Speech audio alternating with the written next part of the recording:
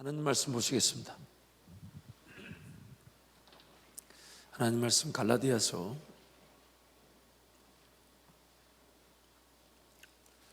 6장 1절에서 5절 말씀.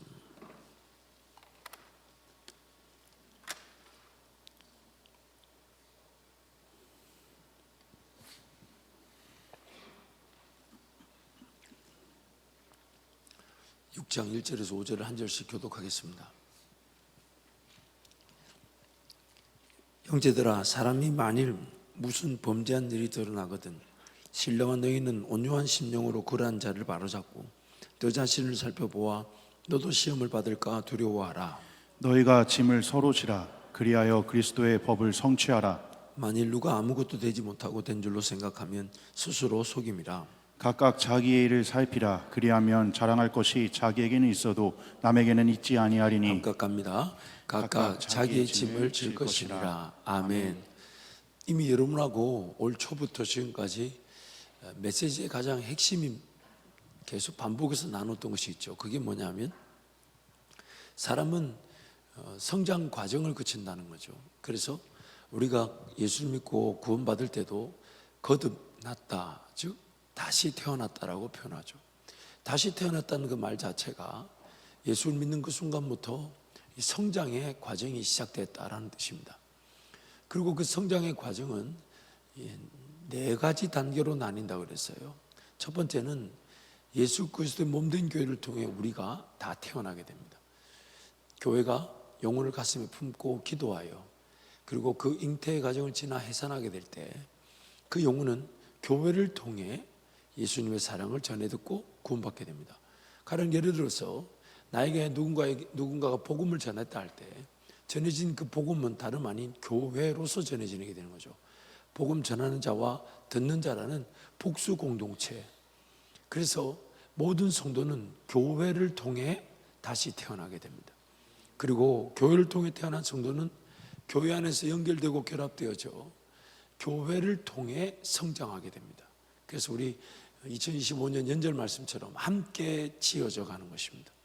함께 영양분을 공급받고 영양분을 흘러보내는, 마치 세포, 조직, 기관 간의 연결처럼 영양분을 내가 공급받게 되면 그 영양분을 흘러보내는 것처럼 사랑을 받고 사랑을 주고 이 역학적인 관계 속에서 교회 공동체는 서로 연결과 결합을 이루고 함께 성장하게 되는 것입니다.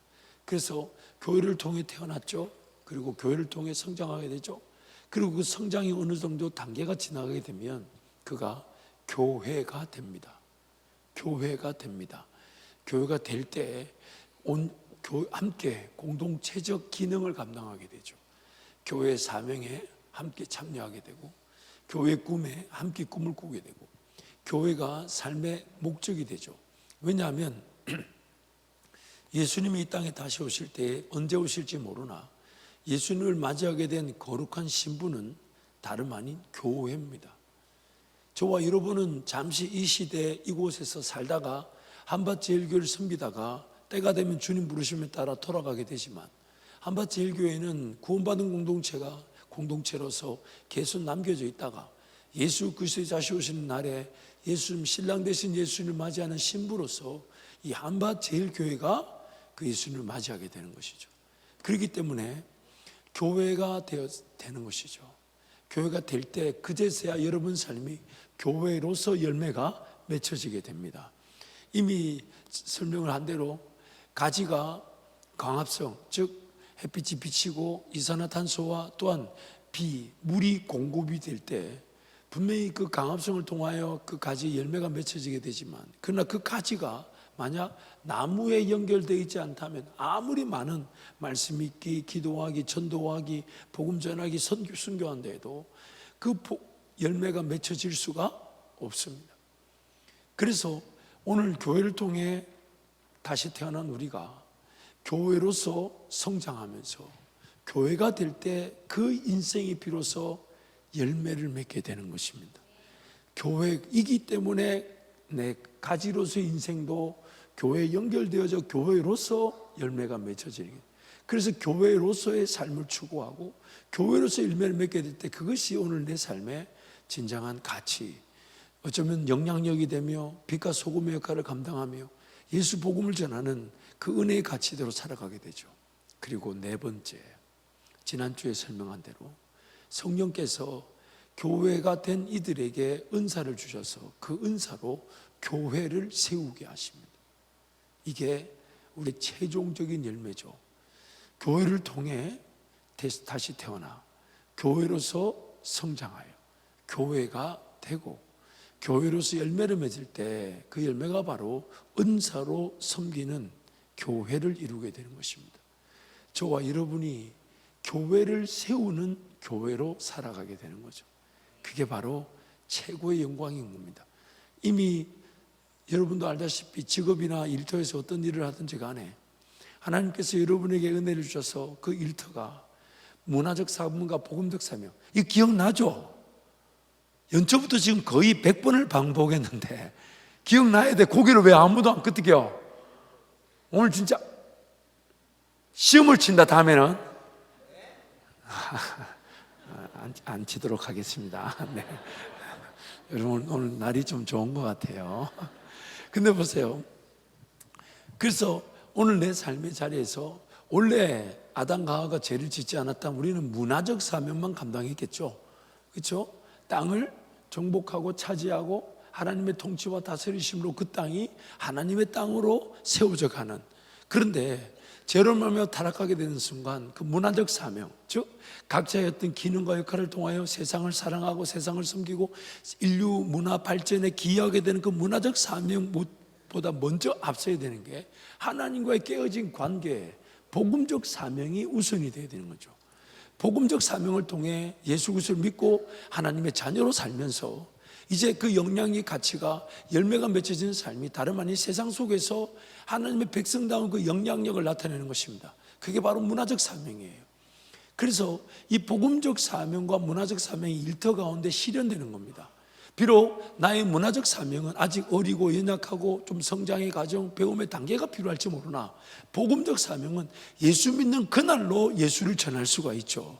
그래서 하나님께서 내 일터의 자리와 삶의 자리에서 그 복음, 예수가 복음이 전해지게 하시고 또한 그 직업과 일터가 필요로 하는 하나님의 문화적 사명, 어떤 아이디어, 기술, 능력 그런 것들을 만들어낼 때 세상 사람들은 나한테 어디서 이런 지혜가 나타나며 어디서 이런 지식과 어떤 능력이 어디서부터 왔냐, 당신 어디서 배웠냐, 어떤 당신의 삶에 무엇이 있냐라고 물을 때 우리가 하는 말, 이것은 내가 가진 것이 아니라 하나님께서 나에게 주신 지혜와 지식이기에 하나님이 나와 함께 하신 것이라고.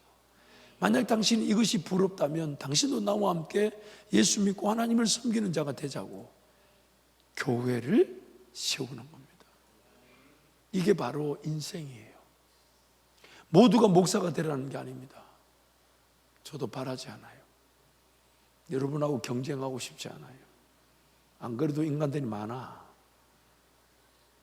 각자의 선 자리에서 자기 분별과 분량과 은사에 따라 하나님 말씀을 통해 세상을 볼 줄 알고 하나님의 선하시고 기뻐하시고 온전한 뜻을 분별할 줄 알고 분별한 그가 자기 분량에 따라, 왜? 우리는 모든 걸 다 잘할 수 있는 사람이 아니니까. 유전적인 환경의 제한도 있죠. 기술의 제한도 있죠. 삶의 시간표 제한도 있죠. 성장의 과정 속의 제한도 있죠. 그러니 자기 분량이라는 게 분명히 있는 거죠. 그 자기 분량에 따른 길을 하나님 가르쳐 주시기 위해 동행하시는 거예요. 그리고 하나님의 뜻을 분별한 이들이 하나님께서 그들에게 분량을 가르쳐 주시고 그 분량에 충실하게 될 때 그 사람은 성령의 은사를 통해 교회를 또한 섬기게 되는 것입니다. 성령의 은사는 항상 자기 분량과 직결되지만 자기 분량이 은사와 직결된다고 하지는 않습니다. 그렇기 때문에 성령의 은사와 분량이 비슷해 보이나 그 역할과 내용은 다른 것이죠. 그러므로 오늘 우리 인생의 목표가 뭐냐면 다름 아닌 예수 그리스도의 몸된 교회가 되고자 하는 것입니다. 그래서 여러분 신앙생활을 할 때 예배를 드리는 공동체라고 한다면 지체들 간의 깊은 교제와 사귐이 있어야 돼요. 서로 간에 함께 사랑의 교제를 나누고 그 사랑의 교제를 나눈 지체들이 함께 예수 그리스도를 배우고 가고 예수 그리스도를 알아가고 예수 그리스도를 경험하고, 그래서 그런 환경을 또 만들어내서 예수 그리스도를 경험하지 못한 이들에게 내가 경험한 예수님을 소개해주고, 내가 만난 예수님을 그들도 만날 수 있도록 그런 상황과 환경을 사역적 구조 속에서 만들어내죠. 그래서 리더가 되어서 자기가 만난 예수님을 누군가 후배들이 만날 수 있도록 그런 환경을 만들어주는 게 사역인 거예요. 그게 바로 교회인 겁니다. 그러니 여러분의 이 청년의 때에 빨리 이 청년 공동체 안에 서로 연결되고 서로가 서로를 알아가고, 물론 그것이 지나친 연애의 위험이 되어서는 안 되겠죠. 너무 특히 형제들 너무 껍덕거리고 덤벼들면 안 돼요. 소문이 많이 나. 그거 안 돼. 옛날에 제가 청년 사회 갈 때는 정말 마귀가 나를 어떻게 괴롭혔냐면, 여러분의 연애 소식을 막 업데이트해서 저한테 알려줘요. 듣고 싶지 않은 것까지. 그런데 특히 잘 들어야 돼. 자매들 같은 경우는 조금 신앙이 이렇게 있다 보면 냉철해져요. 자매들이 어떻게 냉철해지냐면, 이 자매들은 뭐라 그래야 될까, 아무래도 이 남성을 만날 때 시각적인 면에서, 그런 외모적인 면에서 이 사람을 평가하지 않아요. 시각적인 거는 남자들이 문제지. 그러니까 뭔가 서로 교제를 할 때 전혀 자매는 그런 의도가 있는 게 아니에요. 저 자매가 날 좋아하는가 보다, 미친 짓이에요. 아니라니까. 그 자매는 아무 생각 없이 그 자리에서 교제하자는데 지 혼자 정신에 팔려가지고, 어떤 인간은 자매가 여기서 예배드리고 찬양하고 있는 동안 지금 교회 바깥에 돌고 있더라고. 여기가 무슨 여리고성이야? 제가 지금 다른 사람 얘기를 하면 좋겠어요. 우리 교회에 있었던 얘기예요. 결혼해가지고 지금 허니문 지고 가 있어. 누군지 묻지 마요. 그러나 보면 알 수는 있어. 중요한 것은 더 깊은 관계가, 건강한 관계가 필요하다는 거예요. 서로 더 건강한 관계가 되어서 함께 교회로서 살아갈 때, 여러분, 저와 여러분이 정말 쉽게 간과하고 무시하는 것 중에 하나가 뭐냐면, 하나님의 은혜를 내 지성적 수준과 내 이해 영역 안에서 그 은혜를 결정 지으려고 한다는 겁니다. 이렇게 예배하면 은혜를 누리겠지, 이렇게 기도하면 은혜를 누리겠지, 이렇게 사역하면 은혜를 누리겠지. 그 은혜가 그게 전부가 아니에요. 더군다나 나는 연약하지만, 우리 이미 교회를 통해 배웠잖아요. 베드로가 감옥에 갇혔을 때 그 초대교회 교인들이 베드로가 밖에서 그 감옥에서 풀려나기를 기도했는데, 막상 하나님은 그 기도를 들으시고 그 베드로를 풀어서 그들에게 갖다 줬구만. 그들이 하는 말이 베드로가 왔다니까 안 믿는 거죠. 그러니까 오늘 저와 여러분이 교회로서 함께 기도하고 교회로서 함께 예수 그리스도의 나라를 위해 살아간다는 것이 얼마나 큰 능력인지를 우리 각 개인이 모른다는 겁니다. 그러다 보니까 그것이 항상 믿음의 영역에서 막상 그 은혜를 누려도 은혜인지를 모르다 보니 교회로서의 삶의 가치를 늘 무시하고 사는 거예요. 내가 일방적으로 헌신만 해야 되는 것 같고, 내가 일방적으로 충성만 해야 되는 것 같고, 내가 뭔가 수고만 해야 될 것 같은 그런 착각에 빠지는 거예요. 각 성도 한 사람 한 사람 누리는 은혜는 반드시 교회를 통해 누려지게 되지만, 그 모든 성도가 교회로 함께 모여 기도하게 될 때 그 모든 성도는 그 교회로서, 즉 두세 사람이 내 이름으로 모인 곳에 예수님이 함께 하시며, 두세 사람이 예수님으로 이름으로 무엇을 구하든지 예수님이 시행하신다 하시는 아멘. 그 능력을 쉽게 간과하고 무시하는 겁니다. 그 능력을 맛보게 될 때, 내 개인 한 사람이 꿀 수 있는 꿈이 아니구나, 내 한 사람이 뭔가 은혜를 계획하고 사모할 수 있는 게 아니구나, 나 한 사람이 뭔가 하나님의 은혜를 계획하고 받는 누리는 그 정도가 아니구나. 우리가 정말 교회로 모여 기도하며 헌신하며 하나님 은혜를 누리고자 할 때 그 영역이 완전히 다른 차원이라는 걸 알게 돼요. 그때 내가 교회로서의 삶을 살고자 할 때 내 선 일터와 가정이, 그리고 내 직장이 교회 공동체를 나를 통해 이루게 하시는 거예요. 뜻밖의 사람이 예수를 믿게 하시고, 뜻밖의 사람이 기도 모임에 달려나오게 하시고, 뜻밖의 모임이 이루어지게 하시고, 내 힘으로 할 수 없는 일을 하나님 이루어 가실 때 교회로서의 삶이 열매를 맺는다는 것을 알게 되죠. 그러기에 오늘 우리 삶의 목표가 뭐가 되어야 되냐, 마치 반석 위에 집이 지어져 가듯 여러분의 삶의 영향력, 그 집이 지어졌다는 것은 예수님이 하신 일보다 우리가 성령과 함께 동행하며 할 일이 더 크다고 주님이 말씀하신 것처럼 나와 예수님과의 관계가 반석처럼 딱 세워지고 그 위에 성령의 전이 지어져 가듯 성령의 역사가 펼쳐지게 되는데, 그러기에 오늘 젊은 이 시절에 우선순위를 둬야 될 것은 하나님과의 관계라는 거예요. 교회 중심의 삶인 겁니다. 그래서 교회가 되고자 하고 교회를 위해 헌신하고자 하고 교회를 사랑하고자 할 때 그가 바로 진정한 교회가 되죠. 그리고 교회를 통해 성장한 사람이 교회가 되고자 할 때 그때 진정한 자기 부인과 죽음이 함께 일어나게 됩니다. 이제 내 개인의 삶이 아니라 오늘 본문 말씀처럼 서로의 짐을 지고자 하죠. 서로의 짐을 진다는 것은 내 힘으로 되는 일이 아닙니다. 내 힘으로 감당할 수가 없어요. 그러나 함께 웃어주고 함께 울어주고 함께 기도해주고 함께 그 길을 걸어가고자 할 때, 그러나 내 개인의 삶이 침범을 당하죠.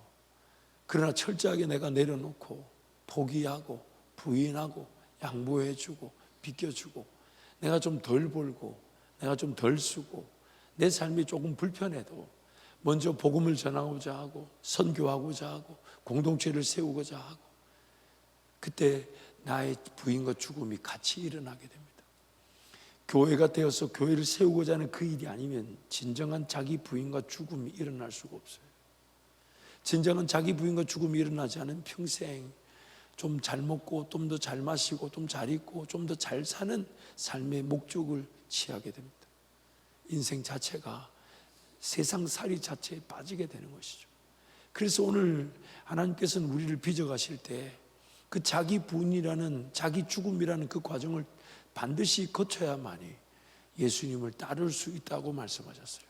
한번 따라할까요? 예수 그리스도를 따르려거든 예수 그리스도를 따르려거든 날마다 자기를 부인하고 날마다 자기를 부인하고 자기 십자가를 지고 자기 십자가를 지고 예수를 따를 것입니다. 예수를 따를 것입니다. 그래서 예수 그리스도 그분을 따르는 길, 십자가의 길은 교회를 세우는 길이고 그 길만이 자기를 부인할 수 있는 길이에요. 자기 부인이 이루어질 때 나는 죽고 예수가 살며 나는 죽고 성령이 내 안에 나를 사로잡게 돼요. 성령 충만의 삶을 살게 되는 것입니다.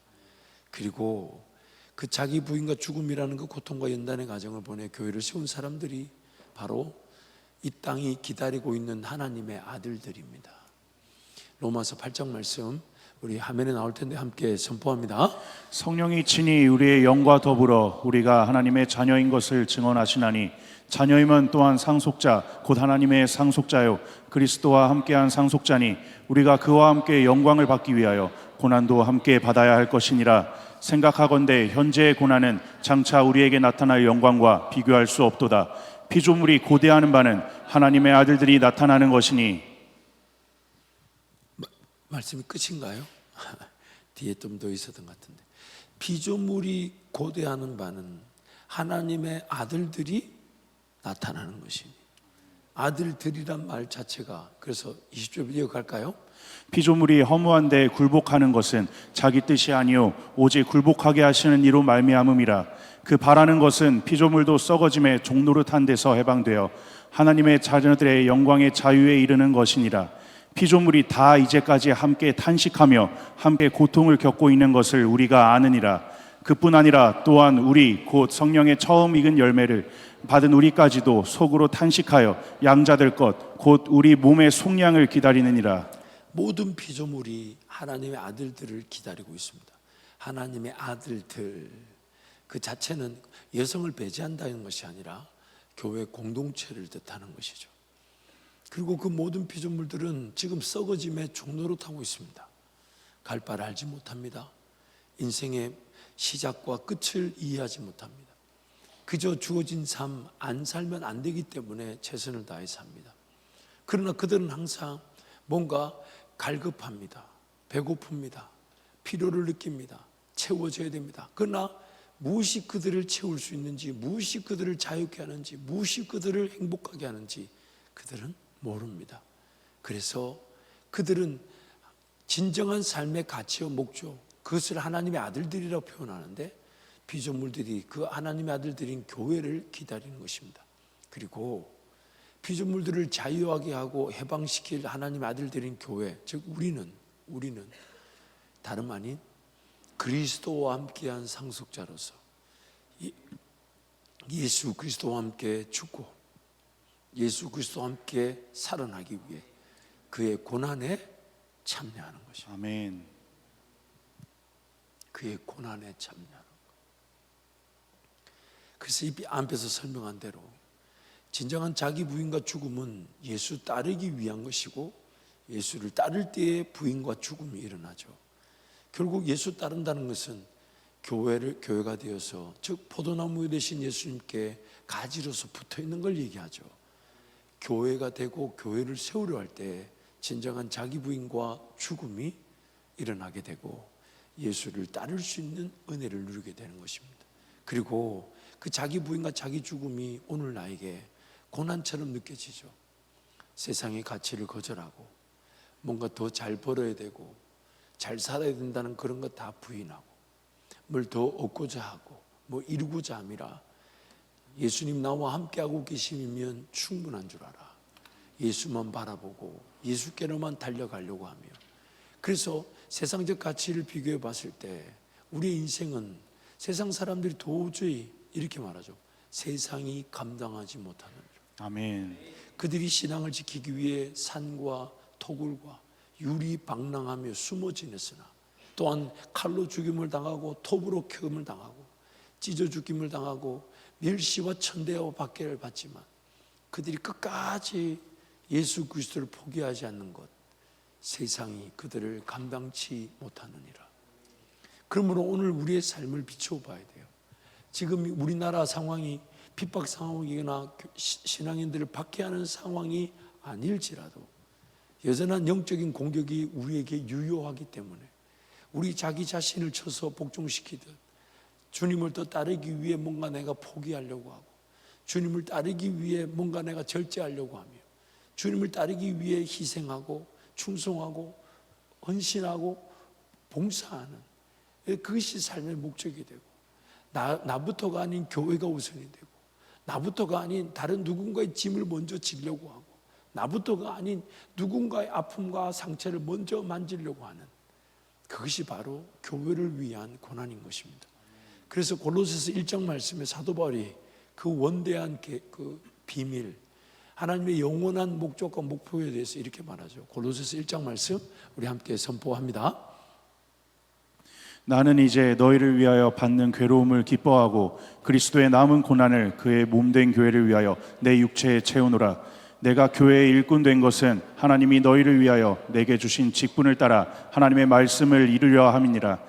이 비밀은 만세와 만대로부터 감추어졌던 것인데 이제는 그의 성도들에게 나타났고 하나님이 그들로 하여금 이 비밀의 영광이 이방인 가운데 얼마나 풍성한지를 알게 하려 하심이라. 이 비밀은 너희 안에 계신 그리스도시니 곧 영광의 소망이니라. 아멘. 만대로부터 감춰졌던 비밀이 나타났답니다. 그 비밀은 다름 아닌 예수 그리스도신데 예수 그리스도 그분이 바로 교회이십니다. 그분이 교회의 머리시고 교회는 그분의 몸이기 때문입니다. 그러기에 예수 그리스도 그 비밀을 안 자들은 예수 그리스도의 그 영광에 참여하기 위해 예수 그리스도의 교회를 위해 자신의 삶을 겁니다.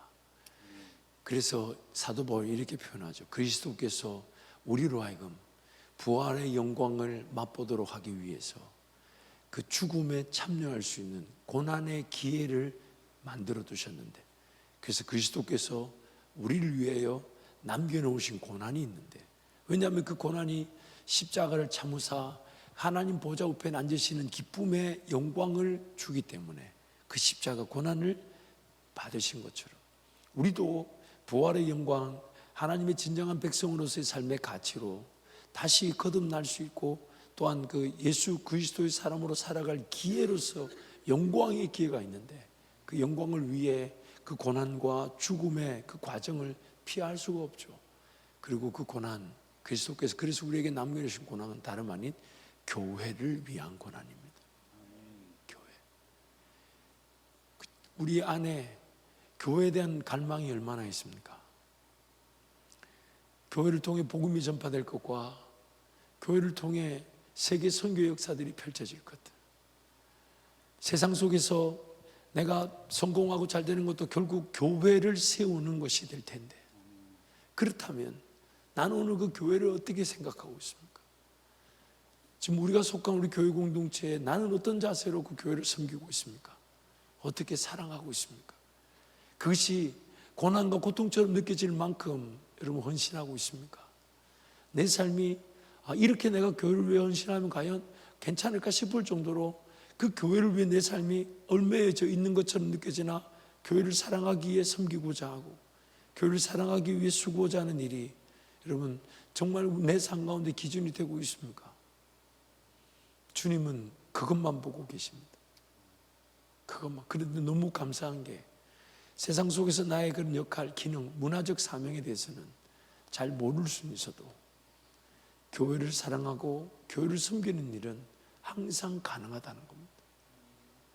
세상 속에서 내가 하나님께서 나를 통해 어떤 역사를 어떻게 드러내실지는 잘 모르고 또한 가늠할 수 없고, 그 역사 능력, 그래서 비즈니스가 잘 되고 세상 속에서 영향력과 가치를 드러낼 일이 분명히 없지 않아 있겠지만은 그것은 언제 어떻게 어떤 모양으로 나타날지 그 누구도 예상하지 못하죠. 마치 허공했던 어떤 바람새를 쫓아가는 듯한 그런 느낌이죠. 그런데 교회를 사랑하고 교회를 섬기고자 하고 교회를 위해 고난과 핍박까지 당하고자 하는 일은 항상 가능합니다. 그리고 하나님께서 그 세상 가운데서 영향력 있는 삶이 되게 하시기 위해서 저와 여러분의 길을 인도하실 때, 제가 여러분이 교회를 위해 고난을 당하든 교회를 사랑하고 교회를 섬기지 않은 채 세상에서 그 영향력과 가치 있는 삶으로 빚으시지 않습니다. 비록 내 삶이 어떤 하나님의 원대한 목적 속에서 교회만 사랑하고 교회를 섬기는 것으로 끝이 난다 해도 우리는 주님 앞에 서게 되는 날 교회 사랑한 그 영광으로 주님께 칭찬받게 될 것입니다. 세상에서의 영향력과 가치를 비교하자면 자랑할 게 없고 내세울 게 없이 그저 교회만 사랑하고 교회만을 위하고 교회만을 위해 헌신하며 산 것처럼 보여 세상 사람들이 나를 비웃을지 모르나 주님 앞에 서게 되는 날은 주님의 몸된 교회를 사랑하고 섬긴 것으로 주님은 나를 칭찬하실 겁니다. 하지만 세상적 가치, 영향력, 그 성공을 위해 지금 내가 사랑할 교회를 저버리고 그 세상 쪽으로 달려나가게 되면 아무리 세상에서 영향력 있는 사람이 되고 성공한다 해도 만약 그가 주님 앞에 부름받게 되는 날 그것으로 인정을 받지는 않습니다. 주의 몸된 교회인 교회만이 나의 자랑이고 나의 영광이고 나의 면류관이며 내 평생의 소망입니다. 아멘. 그래서 이제 교회를 세우는 일이 우리 가운데 일어나게 될 줄 믿습니다. 교회를 더 사랑하고, 그래서 해외 선교도 그런 면에서 은혜를 강구하며 지금 빚어가려고 그래요. 교회가 없는 곳에 교회를 세울 수 있는 것. 물론 작년 성도들이 해야 될 선교가 있겠지만 특히 청년들 같은 경우는 그런 전방 개척사에게 정말 전력 질주했으면 좋겠어요. 세 개의 대상을 놓고 저는 기도하고 있어요. 첫 번째, 무슬림 지역에서. 그래서 여러분 조만간에 소말리아로 가게 될 줄 믿습니다. 아멘. 대답 안 한 사람들만 차출해서 보낼 예정입니다. 소말리아 저번에 여러분 간증자 보여줬나? 그 셰리프 간증? 그 형제 곧 자기 고향 소말리아로 간답니다. 그 저를 초청하겠대요. 그 소말리아에 비행기는 간다 그러더라고. 조금 위험하지만 그렇지만 그 무슬림의 복음 전하는 거, 특별히 두 번째 공산 국가에 복음 전하는 거, 세 번째 우리 옆나라 일본. 지금도 제가 오사카를 갔다 오는데 밤에 비행기를 타고 그 오사카를 내려가는데 그 하늘 상공에서 오사카를 보는데 마음이 무너지는 거예요. 아무리 눈을 씻고 찾아봐도 그 넓은 땅에 십자가가 하나 안 보여요. 십자가가 하나 안 보여요. 그래서 일본 땅에, 그래서 여러분 조만간에 아마 우리 청년들 수련회는 일본에서 오사카에 사게 될 거예요. 물론 잠자리는 조금 안 좋을 수가 있어요. 왜냐하면 숙소비를 아껴야 되니까. 참 재밌는 얘기 하나 해줄게요. 2005년이었나 6년이었나 그때 현수전서에 있었을 텐데 필리핀 갈 때가 2005년이 4년이었나 한나 그때 갔었나? 필리핀 수련회 다 안 갔나? 15, 16년에 15년인가 보다.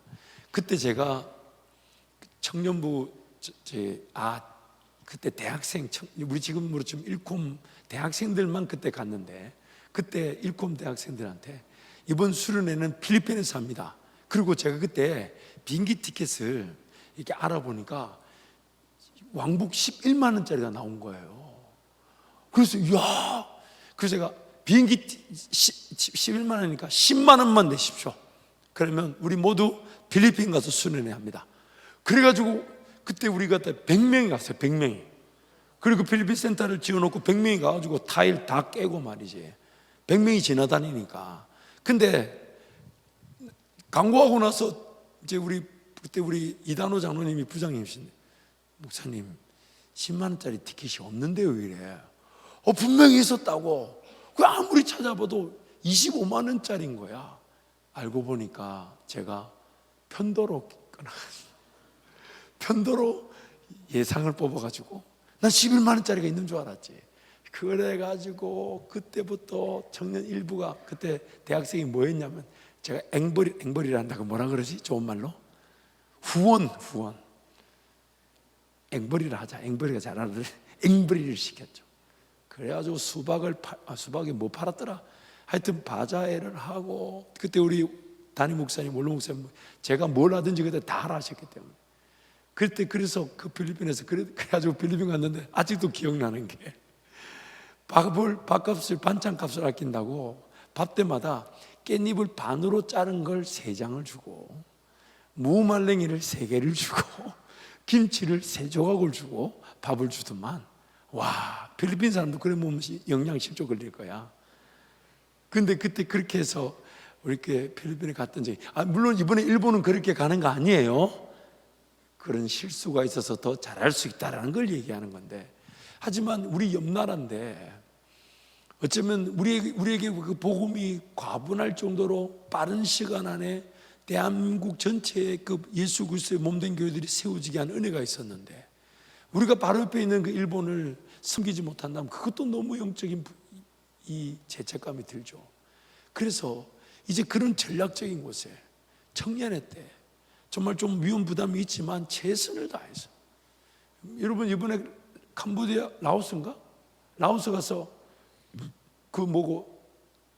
그러니까 고등부는 경찰한테 잡혔는데 기도해서 그냥 나오고, 청년들은 잡혔는데 벌금 내고 나왔네. 기도를 안 했네 제가. 네가 냈잖아. 그러니까 냈잖아. 그러니까 기도했으면 벌금을 안 내는데 기도 안 해가지고 저 돈 버는 놈이 벌금을 냈잖아요. 10만 원인가? 12만 원? 100불 14만 원. 그러니까 이러면 기도하면 14만 원 안 내는 건데, 고등부는 잡혔는데 그냥 나왔잖아. 그러니까 너는 작년 기록을 알고 있는데. 아무튼 그렇지만 그런 어떤 젊음의 때 여러분만이 할 수 있는 그 전략적인 사명, 지금 캄보디아의 유대현 성교사님한테 제가 그 지역을 영적으로 지도를 그릴 때 센터를 중심으로 1시간 거리 안에 동네들을 타운으로 그리고 모든 동네들을 다 방문하되 교회가 없는 동네는 다 찾아내라. 교회가 없는 동네 무조건 찾아내라. 그리고 교회가 없는 동네는 순번대로 교회를 세운다. 기회죠. 은혜죠. 여러분의 젊음의 때 할 수 있는 게 무지하게 많습니다. 한글 학교 같은 걸 잘 만들어서 캄보디아 가서 가르쳐 주면서 그들이 한글을 배우고 그 한글로 복음을 접할 수 있다면, 여러분이 굳이 캄보디아 말 안 배워도 돼요. 기회가 많아요. 하나님은 그런 쪽에 무궁무진한 계획을 갖고 계세요. 그 계획에 내가 붙들려 살 때 마땅히 내 삶에 돌봐줘야 될 그 가치 있는 인생도 돌봐지게 하시겠죠. 그러나 잊지 마세요. 내 삶이 잘 돌봐진다고, 내 삶이 잘 돌봐지고 난 다음에 하나님 나라가 보이는 게 아니에요. 하나님 나라가 눈에 보여 그 나라를 위해 살아갈 때 내 삶이 돌봐지는 것이지. 아멘. 내 삶이 잘 돌봐졌다고 하나님의 꿈과 비전이 그제서야 나타나는 게 아니라고 말합니다. 평생 하나님 나라 못 볼 수가 있다고 경고하죠.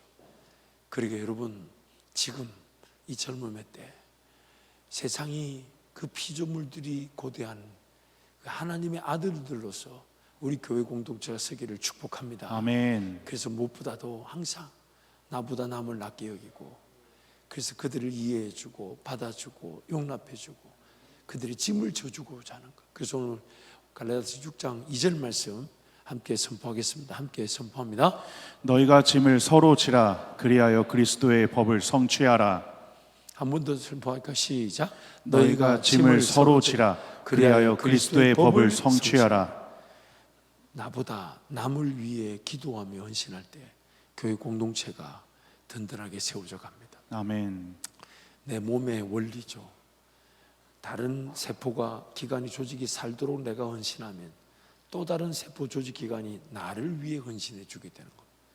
그래서 여러분, 이 청년 공동체가 여러분의 이 젊음의 때 그리스도라는 그 반석 위에서 더 놀라운 성령의 꿈을 꾸는 교회가 되기를 축복합니다. 아멘. 무엇보다 예수 그리스도의 몸된 교회를 위해 그 고난에 참여하고자 하고 더 수고하고자 하고 충성하고자 할 때 하나님께서 반드시 그리스도와 함께 죽고 부활하는 그 영광도 맛보게 하실 것입니다. 아멘. 그 은혜 길 우리 함께 걸어가기를 축복합니다. 아멘. 우리 찬양하겠습니다.